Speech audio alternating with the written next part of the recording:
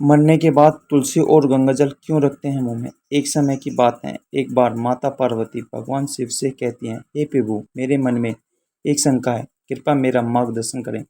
तब भगवान शिव बोले, हे देवी, क्या है तुम्हारी शंका?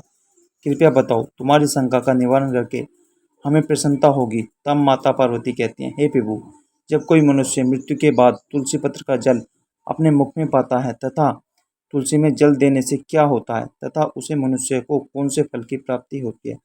तब भगवान शिव कहते हैं, हे देवी, तुमने जो प्रश्न पूछा है वह समस्त मानव जाति के कल्याण हेतु अत्यंत उपयुक्त है। देवी तुलसी पत्र से संबंधित मैं आपको एक पवित्र कथा सुनाता हूँ। आप इस कथा को ध्यान से सुने। तब माता पार्वती कहती है, हे प्रभु, मैं इस कथा को पूरे ध्यान से सुनूंगी और लोक कल्याण हेतु इस कथा का प्रचार भी करूंगी। तब भगवान शिव कथा सुनाना आरंभ करते हैं। हे देवी, गंगा तट के किनारे एक भील परिवार रहता था जिसमें 5 भाई अपनी बहन के साथ रहते थे। उनके माता पिता किसी बीमारी के कारण नजर गुजर गए थे। बहन सबसे छोटी थी और वह मेरी बहुत बड़ी भक्त थी। वह हर दिन सुबह तुलसी में जल चढ़ाती थी, इस रूप में पूजा पाठ करती थी। यह पांचों भाई हर रोज जंगल में जाकर शिकार करते थे और जो भी मिले उसे घर लाकर पकाकर खाया करते थे। उनका यह नित्य काम था और बहन घर के काम करके भाइयों की सेवा करती थी, उनके लिए खाना बना देती थी।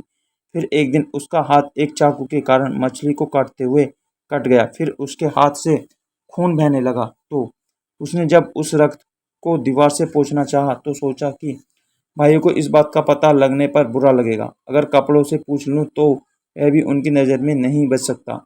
इसलिए उसने उस रक्त को मछली में ही डालकर मछली को पका लिया और जब रात को भाइयों ने मछली को खा लिया तो वह उंगली चाटते ही रह गए। उन्हें वह खाना बहुत पसंद आया। फिर सबसे बड़े भाई ने बहन से पूछा कि आज खाने में क्या मिला है जो इतना स्वादिष्ट बन गया है, तो उसने कुछ भी नहीं बताया। फिर अगले दिन खाने का स्वाद पुराने जैसा ही था। बड़े भाई ने बहन को कसम दिलाई कि उसने खाने में क्या मिलाया था। तब बहन ने अपने हाथ के रक्त के बारे में उनसे बता दिया।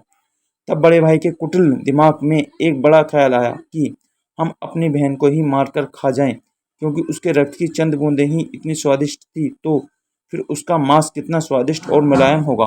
फिर अगले दिन भाई ने अपनी वह कुटिल योजना सारे भाइयों को बताता है और सबसे छोटे भाई को छोड़कर सारे भाई राजी भी हो जाते हैं।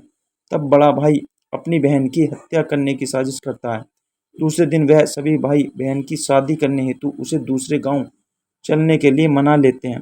फिर वह साथ भी अपनी बहन के साथ रास्ते की एक छोटी सी गुफा में ले जाकर उसे बांध देते हैं और उसे मारने की बात करना शुरू कर देते हैं।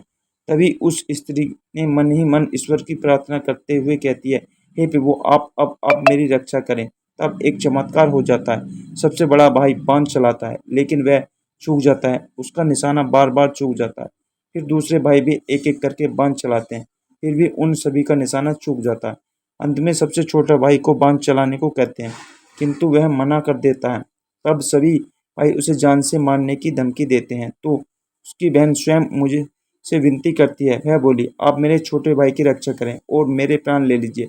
ऐसा कहते ही सबसे छोटे भाई का बाण बिना निशाने के ही बहन के सीने को बेध जाता है। तब वह 4 भाई अपनी सगी बहन को काट कर पकाते हैं और आपस में खाते हैं और अंत में छोटे भाई को उसका सर खाने को देते हैं।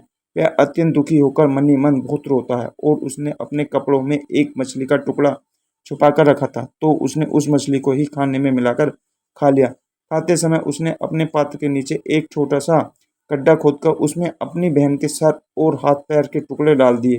फिर वह सब वहां से चले जाते हैं।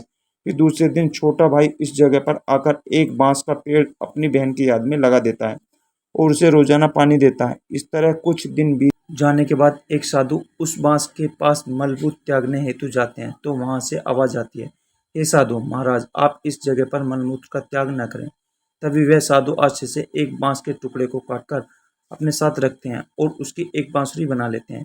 जब भी वह साधु बांसुरी बजाता है तो उसमें से एक स्त्री की सुंदर गाती हुई आवाज आती थी। वह साधु उस बांसुरी को बजाते हुए अपना जीवन यापन करने लगता है। कुछ समय बीतने के बाद वह साधु उस बड़े भाई के घर गया तो उस बांसुरी से आवाज आने लगी, इस दुष्ट ने मेरी हत्या की है। ऐसा सुनते ही बड़ा भाई घर से भागते हुए आया और उसने उस साधु को अपने द्वार से आगे भगाया। फिर इसी तरह वह साधु उन चारों भाइयों के द्वार पर जाता है, किंतु वह सभी साधु को वहां से भगा देते हैं। साधु को तब तक कुछ हद तक यह समझ में आ जाता है कि स्त्री की आत्मा इस बांसुरी में रहती है, उसका इन लोगों के साथ जरूर कुछ नाता होगा, किंतु बेचारा साधु उन सभी के साथ कुछ भी नहीं कर सकता था। फिर अंत में पांचवें भाई के द्वार पर जाता है। तभी वह बांसुरी कहती है, यही मेरे प्रिय भाई का घर है।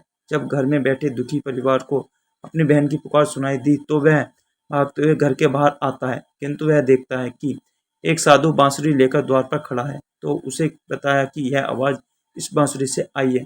तब वह भाई उस साधु से विनती करते हुए बांसुरी मांगता है। तब वह साधु उस बांसुरी को पांचवें भाई को देता है और वहां से चला जाता है।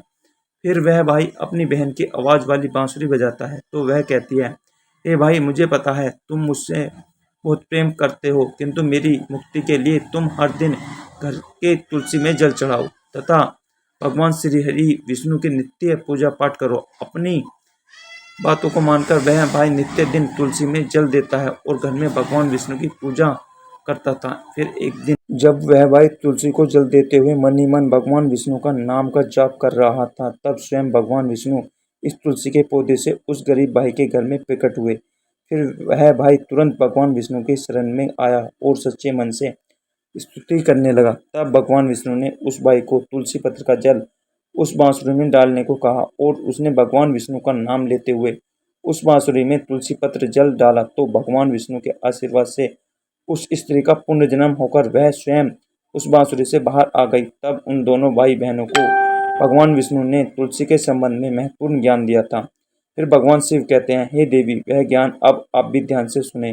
तुलसी को देवी लक्ष्मी का ही रूप माना जाता है। तुलसी में हर रोज जल चढ़ाने से जीव की सभी परेशानियां दूर होती हैं और सुख शांति आती है और धन का लाभ होता है। तुलसी में जल चढ़ाते समय चंदन का तिलक लगाना शुभ माना जाता है। तुलसी में जल चढ़ाने का सही समय सूर्योदय से लेकर उसके 2-3 घंटे बाद तक का होता है। तुलसी के पौधे में रविवार को जल नहीं चढ़ाना चाहिए। मंगलवार को तुलसी में जल चढ़ाने से भगवान विष्णु और देवी लक्ष्मी दोनों ही प्रसन्न होते हैं। रोज सुबह स्नान के बाद तुलसी में जल अर्पित करने से जीवन के दुर्भाग्य दूर होते हैं। फिर भगवान शिव कहते हैं, हे देवी, मृत्यु ही जीवन का परम सत्य है। मृत्यु के उपरांत व्यक्ति का विधि पूर्वक अंतिम संस्कार करने का विधान है, जिससे उसके शरीर को मुक्ति मिल सके और वह एक शरीर को त्याग कर दूसरा शरीर धारण कर सके। इस प्रकार से जब व्यक्ति मोक्ष की प्राप्ति करता है तो उसके सभी पापों से मुक्ति मिलती है। मृत्यु के समय मुंह में गंगाजल डालना चाहिए, जिसका कारण है कि वह गंगाजल कभी खराब नहीं होता है और कुछ बूंदें ही मृत्यु उपरांत व्यक्ति के लिए मोक्ष के द्वार खोल देती हैं। मृत्यु के समय व्यक्ति के मुख में गंगाजल डालने से उसे कई शारीरिक कष्टों से मुक्ति मिल जाती है और आसान मृत्यु मिल जाती है। यदि मृत्यु के समय व्यक्ति के मुंह में तुलसी की पत्तियां रखी जाती हैं तो मरने वाले व्यक्ति के आत्मा को भगवान विष्णु का आशीष प्राप्त होता है और संसार की मोहमाया से मुक्ति मिलती है। वहीं शरीर के सारे कष्ट दूर हो जाते हैं और आत्मा सभी बंधनों से मुक्त हो जाती है। तुलसी के नाम से भी यमलोक में जो कष्ट देने वाले राक्षस हैं वह शांत हो जाते हैं और यह मार्ग आसान हो जाता है तथा मोक्ष मिलता है। इसलिए मोक्ष के लिए गंगाजल और तुलसी का सेवन मृत्यु के समय किया जाता है। वीडियो अच्छी लगे तो वीडियो को लाइक करें, चैनल को सब्सक्राइब करें।